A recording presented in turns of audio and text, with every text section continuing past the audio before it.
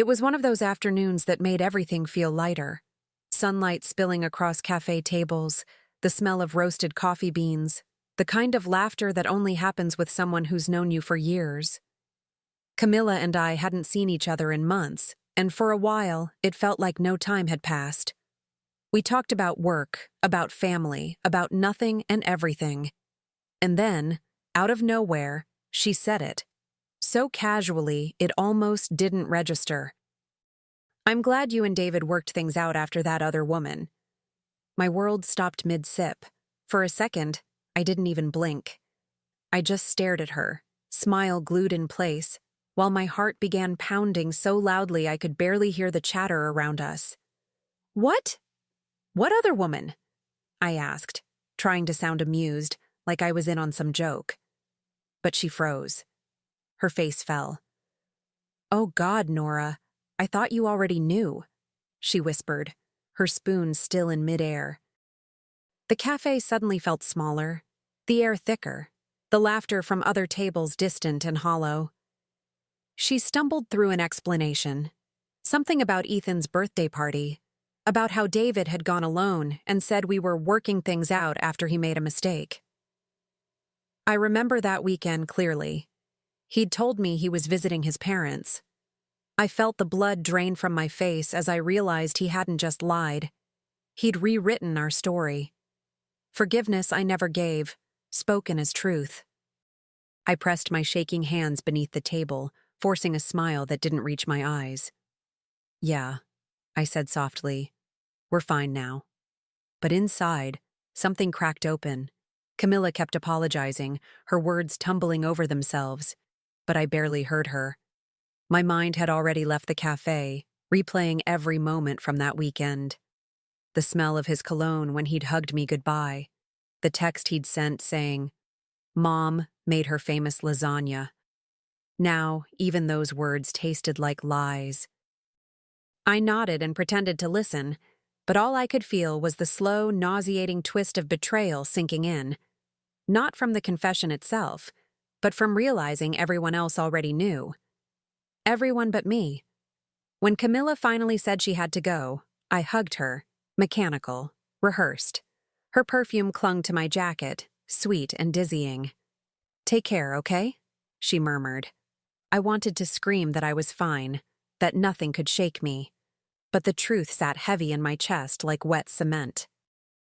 As she walked away, I stared at the half-empty cup between my hands, tracing the ring of coffee left on the table. Funny how something so ordinary could mark a moment when everything shifted, when your life splits cleanly into before and after. On the drive home, every red light felt endless. My fingers tapped against the steering wheel, restless, angry, terrified all at once. I kept thinking about that one phrase, the other woman. It rolled around in my head like a riddle I didn't want to solve. Who was she? How long had there been a her shadowing my life? By the time I reached our driveway, my smile was back in place, but my heart wasn't.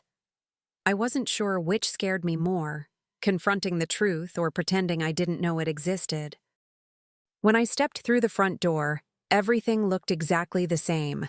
The framed wedding photo on the console, his shoes by the mat, the faint scent of his cologne still lingering in the hallway. It was almost cruel how ordinary it all felt. I dropped my purse, took a deep breath, and smiled when I heard his voice calling from upstairs. That smile had become my best disguise. I answered softly, pretending nothing had changed, even though the truth was burning through me like fire under my skin. As I set the table for dinner, my hands moved automatically, knife, fork, napkin, plate, the rhythm familiar, mechanical. But my mind kept spiraling back to Camilla's words, the laughter in her tone before she realized what she'd said, the pity in her eyes after. I'd always thought betrayal would arrive like a storm, loud, violent, undeniable. I never imagined it would slip quietly into a sunny afternoon, hidden in a friend's careless remark. That night, as I lay beside David, his arm resting across my waist, I stared at the ceiling and counted the seconds between his breaths. Each one felt like a lie. I wanted to ask him, to demand the truth, but the words stayed trapped behind my teeth. Maybe I wasn't ready to hear it. Not yet. Instead, I whispered, "Good night," and waited in the dark, feeling the distance between us stretch like a quiet warning. Tomorrow, I promised myself, I'd start listening for what he wasn't saying. That night, I barely slept. Every sound in the house seemed louder. The hum of the fridge, the ticking clock, the soft rustle of sheets when David turned beside me. By morning, my exhaustion had disguised itself as calm. I made coffee, buttered toast, asked about his day, all while my mind replayed Camilla's words like a broken record. He smiled at me across the table, so effortlessly. That smile, the one that once made me feel safe, now looked like a mask I hadn't noticed before. When evening came, I told myself to act normal. Pretend. Wait. Patience had always been my strength, and now it was my armor. When he walked through the door, loosening his tie and kissing my cheek, I could feel my stomach tighten. "How was your day?" I asked, my voice steady, almost sweet. He talked about deadlines and traffic, never once realizing I was watching the small things, the twitch in his jaw, the way he avoided eye contact when I mentioned Ethan's birthday party. "Camilla said she saw you there," I said softly. "Alone." He froze, just for a second. But I saw it. The flicker of panic before he laughed it off. "Oh, that? I was just joking around," he said, waving a hand like it meant nothing. But his laugh didn't reach his eyes. My heart was pounding, but my face stayed still. I smiled and nodded, letting him believe I bought it. Inside, though, something began to shift. A quiet, cold certainty that the truth was closer than he wanted me to think. After dinner, I sat on the couch pretending to scroll through my phone while he flipped through channels.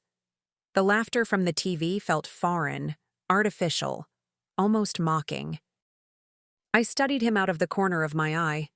The relaxed posture, the way he scratched his chin, the small smirk he gave at nothing in particular. That was the thing about lies. They didn't always come with guilt written on the face. Sometimes they wore comfort like perfume. I realized then how much I'd mistaken ease for honesty. When he finally headed upstairs to shower, the silence that followed was deafening. My pulse hammered as I stared at his phone on the coffee table. I told myself I wasn't the kind of woman who snooped. That trust meant boundaries. But then I thought of Camilla's face, her regret, her pity. My hand moved before my conscience could stop it. I opened his messages, work chats, numbers, schedules, until one thread caught my eye. Work contacts. Except buried inside was a name I didn't recognize, Elisa. My breath caught. I tapped it open, heart thudding so hard it hurt. There they were, little blue bubbles filled with affection that wasn't mine. "Miss you already," she'd written. "Wish you were here instead of her." I stared at the words, unable to breathe. It wasn't the betrayal itself that shattered me. It was how casual it looked. Love turned into a text, typed between meetings. I set the phone down gently, as if it might explode. In a way, it already had. Right inside my chest. I sat there for a long time, the glow of the screen lighting up the room like a confession booth. Every word on that thread felt like a bruise I couldn't hide. I tried to piece together the timeline, when it started, where I'd been, what excuses I'd believed. Work trip. Late meeting. Traffic. Each one replayed in my head, small lies strung together to build a cage around my trust. And I'd lived inside it, decorating it with faith, with loyalty, with love that now felt humiliatingly one-sided. When I finally looked up, I caught my reflection in the black TV screen, pale, distant, almost unrecognizable. That woman staring back at me wasn't naive anymore. She was quiet, calculating, dangerous in her stillness. I thought of waking him up, of throwing the phone at his chest, demanding every ugly detail. But what would that give me? A performance. More lies, maybe tears, maybe promises. I didn't want his guilt. I wanted control. And control didn't come from chaos. So I slipped the phone back exactly where it was, every move deliberate, rehearsed.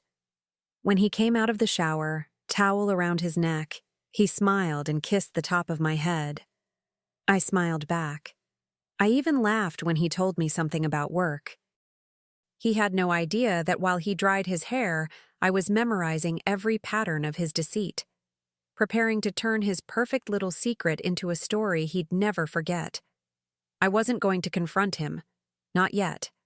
I was going to let him sleep, right through the calm before the storm. The next morning, I woke up with clarity so sharp it almost felt like peace. I made coffee, watched the sunrise filter through the kitchen blinds, and thought about how many mornings I'd started just like this, trusting, unaware. But now I had purpose. Revenge, I realized, didn't always come from rage. Sometimes, it came from precision.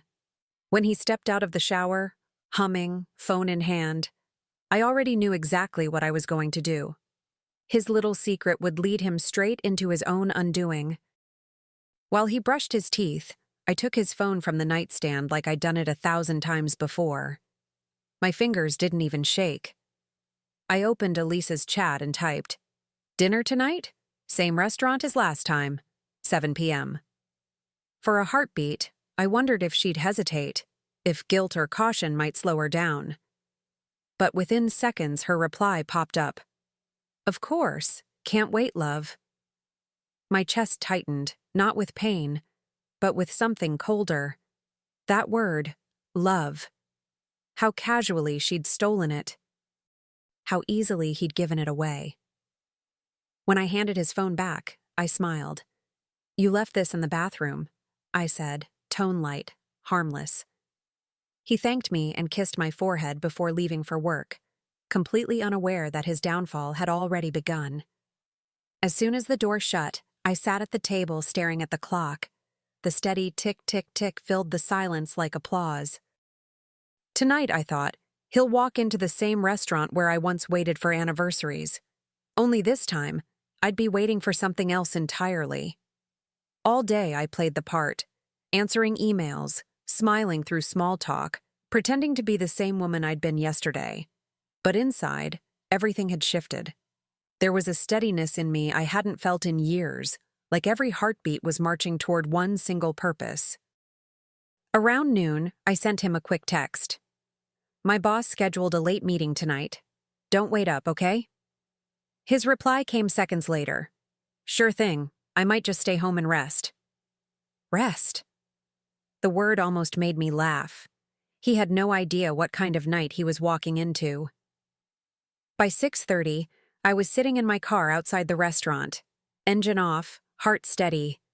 The sky was dimming, and the lights from the building cast golden reflections on the windshield. I wrapped a dark scarf around my neck, the fabric soft against my skin, a strange comfort in the tension. I'd chosen a corner table earlier that afternoon, the perfect spot, close enough to see, far enough to disappear. My phone camera was ready, every detail planned. I wasn't nervous, I was focused, controlled. Calm, like a storm that had studied its target. At exactly 7, I saw her. Elisa. She looked younger than I expected, polished, confident, wearing the kind of perfume you only wear for someone who isn't yours. My breath slowed as she scanned the room, her smile blooming when she spotted him. David walked in seconds later, the same man I'd kissed goodbye this morning, his hand sliding into hers as if that was his true home. I felt nothing, no jealousy, no heartbreak, just clarity. "You should have picked a darker restaurant," I whispered to myself. "The lighting's perfect for evidence." They sat across from each other, laughing softly, completely unaware of the quiet woman tucked into the corner with her phone angled just right. I watched as his hand slid across the table, covering hers, their fingers intertwining like a secret handshake, the kind you only learn by betraying someone else. The camera lens caught every gesture, the tilt of his head, the way she brushed her hair behind her ear, the smile that used to belong to me.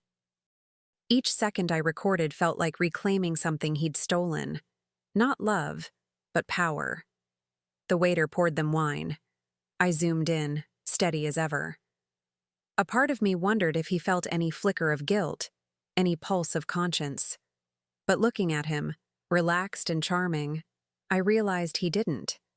He wasn't ashamed, just comfortable in his deception. That truth hurt more than the affair itself. It wasn't just that he'd chosen someone else. It was that he'd done it without hesitation, without remorse, as if I were already a fading detail in his story. That realization sharpened me in ways I didn't know I could be. When they finally stood to leave, I ended the recording and took a slow sip of the water I hadn't touched all night. The ice had melted, the glass sweating against my fingers. I left some bills on the table, not for the service, for the performance. As I stepped into the cool night air, I felt strangely calm. Revenge wasn't a scream or a slap. It was this: a quiet walk to my car, the sound of my heels on the pavement, and the knowledge that tomorrow, the game would shift, and this time, I'd be the one writing the script. By the time David came home that night, I was already waiting, sitting on the couch, lights dimmed, phone resting in my hand like an unspoken threat. The sound of his keys in the door felt louder than usual. "Hey," he said casually, setting down his briefcase. "I thought you had that late meeting."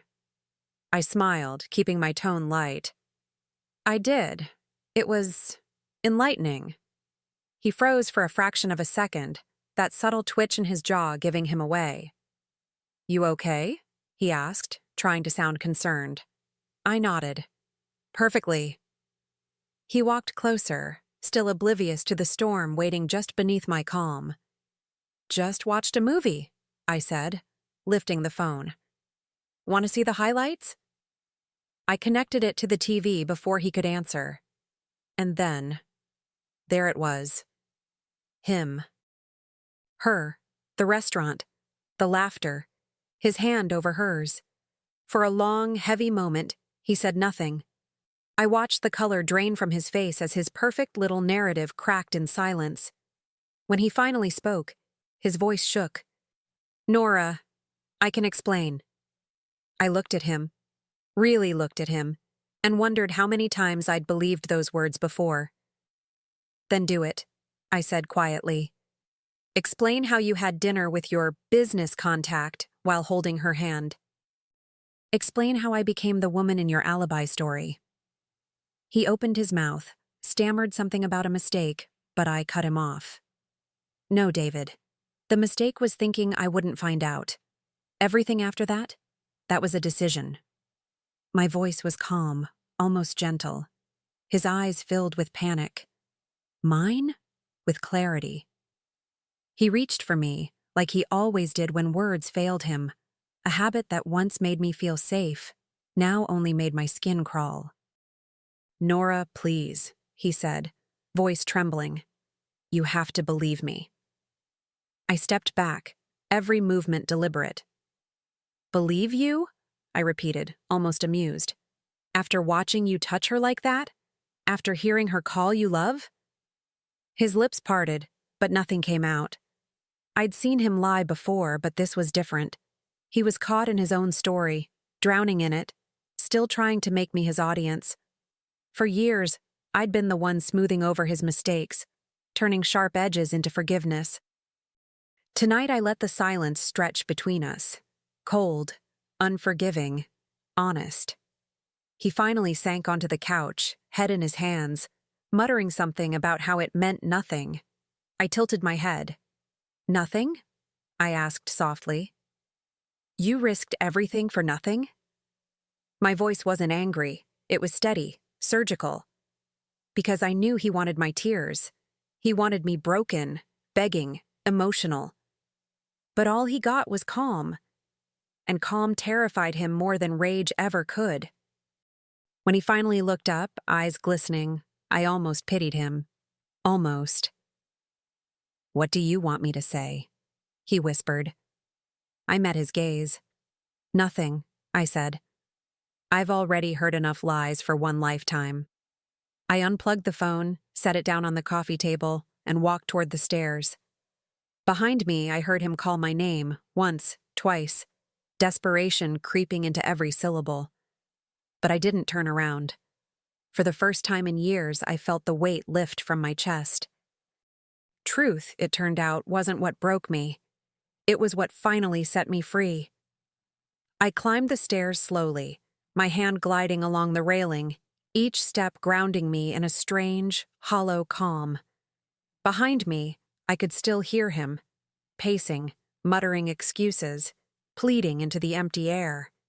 I didn't answer. I didn't even glance back. There's something intoxicating about silence when you've spent years explaining yourself to someone who never really listened. In that moment, my quiet felt louder than any scream. It wasn't forgiveness, and it wasn't hate. It was something sharper, indifference wrapped in control. When I reached the bedroom, I paused at the doorway and looked inside. The bed we'd shared now looked foreign, like a stage where every scene had been a performance. I noticed the framed photo of us on the dresser, smiling on a beach, all sun and illusion. I picked it up, stared for a second, and then laid it face down. That sound, the soft thud of glass against wood, felt final. Downstairs, his voice cracked under the weight of his own lies. For once, he was the one losing sleep. I changed into pajamas, brushed my hair, and slipped into bed. Not to rest, but to plan. He still thought this was the worst night of his life.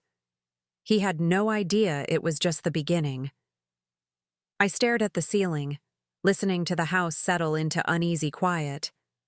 Tomorrow, I'd make sure his world learned the truth he'd tried to hide. Betrayal had rewritten me, but not as a victim. I was becoming something far stronger, and he would see it soon enough. 2 days later, I walked into David's office building as if I belonged there. My heels clicked against the marble floor, echoing like a metronome of calm control. I wore the navy suit he'd once said made me look too serious. That made it perfect. The receptionist smiled politely, assuming I was there for him. In a way, I was. When I reached the conference room, I saw him through the glass wall, mid-presentation, the same polished confidence that once fooled me now fooling everyone else. For the last time. I waited for the right moment, the pause after his joke, the ripple of polite laughter. Then I opened the door. "Sorry to interrupt," I said, my voice smooth, pleasant. "I just came to drop off something for my husband." Heads turned. David froze. I walked in slowly, placed a slim folder on the table, and smiled. "You'll want to keep this. It's for HR." His colleagues exchanged curious glances as I turned to leave. Inside the folder, screenshots, the video, and a single note written in neat cursive. It's always good to document employee conduct. The silence that followed was exquisite. I didn't need to stay to see his face. I could feel the dread from across the room. By the time the door shut behind me, I'd already stopped trembling. For months, he'd told lies so smooth they'd sounded like love. Now, the truth had its turn, and it didn't stutter. As I walked back through the lobby, sunlight spilled through the glass, catching the gold on my wedding band. I slipped it off and dropped it into my purse. It felt like exhaling after holding my breath for years. That evening, when he finally came home, I was already packing his things. The house felt different now. Lighter, quieter, as if it had been holding its breath too. He walked in without a word, his tie loose, his pride shattered. "Nora, please," he said, voice cracking. You didn't have to humiliate me. I looked up from the suitcase and met his eyes. You humiliated yourself, I said softly. I just made sure everyone else saw what I already knew. He flinched, as if the truth itself had weight. He started pacing, muttering about mistakes, about fixing things, about how I'd taken it too far. I folded another shirt and placed it neatly on top of the pile. You lied to me, I said, my tone calm but unyielding. You embarrassed me. You made me question my own reality. So no, David, this isn't too far. This is fair. For a moment, he just stood there, staring at me, realizing that the woman he'd underestimated had turned into something unrecognizable, something untouchable. When the last suitcase was zipped, I handed him his car keys. You can stay with her, I said. Or with whoever's next. Either way, it won't be here. He opened his mouth, but no words came out. I watched him walk out. No tears, no shouting, no goodbye. Just the quiet click of the door closing behind him. For the first time, the silence didn't hurt. It healed. It sounded like freedom, like peace finding its way back home. I didn't look back. I'd already done enough of that. After he left, I stood in the middle of the living room, surrounded by the quiet hum of nothingness. The walls seemed to breathe differently, softer, freer. I picked up one of his forgotten cufflinks from the floor, small and shiny, a perfect symbol of the man who'd always cared more about appearances than honesty. I turned it over in my hand once before dropping it into the trash. It made a dull sound as it hit the bottom, final and satisfying. I didn't cry. Not because I didn't care, but because I finally did. About me. That night, I opened the windows and let the cool air wash through the house. The scent of rain drifted in, clean and new. I poured myself a glass of wine and sat by the window, watching the city lights flicker like a pulse. Every sip felt like a small celebration, not of revenge, but of survival. There was still pain, yes, but it no longer ruled me. It was background noise now, fading beneath something brighter. My own voice, steady and clear, returning after years of silence. Before going to bed, I took one last look around, at the space that had once held so many lies, now stripped bare and honest. Tomorrow I'd start again. Maybe new furniture, maybe new walls, maybe a whole new city. But tonight, I just wanted stillness. I wanted to feel what freedom truly sounded like, the soft hum of peace settling in after the storm. And as I turned off the lights, I realized the revenge was never really against him. It was against the version of me who thought I'd never leave. Months later, I found myself back at the same cafe where everything had begun. Sunlight spilling through the windows, the hum of conversation, the smell of coffee that once felt like comfort and now felt like victory. Camilla waved from our usual table, her smile genuine this time. You look different, she said as I sat down. I laughed softly. Do I? She nodded. You seem free. I smiled, stirring my coffee. I am. Turns out the other woman did me a favor. She handed me back my piece. And for the first time, I meant it. We talked for hours, about work, travel, even silly things that didn't matter. But under it all, there was a quiet current of gratitude. Not for what had happened, but for what it had taught me. Betrayal had been a brutal teacher, but it had also been a mirror, showing me everything I'd forgotten about myself. I was stronger now. Softer, too, in the ways that mattered. I didn't carry bitterness. I carried boundaries. And when the conversation faded into laughter, I realized I hadn't thought about David once. Just as we were finishing, my phone buzzed. An email notification lit up the screen. Job offer confirmed. Relocation approved. My heart fluttered. Not from fear this time, but from possibility. I looked out the window at the sunlight filtering through the trees and took a deep breath.